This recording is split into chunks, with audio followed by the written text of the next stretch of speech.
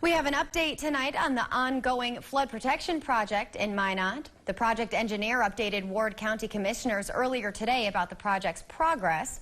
He says the flood wall structure that is on the south side of 4th Avenue Northwest, that will be complete by August, and that 4th Avenue will be repaved and open to traffic by November.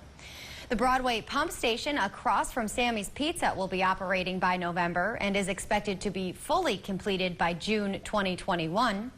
The second phase near 16th Street Southwest is expected to be done by September.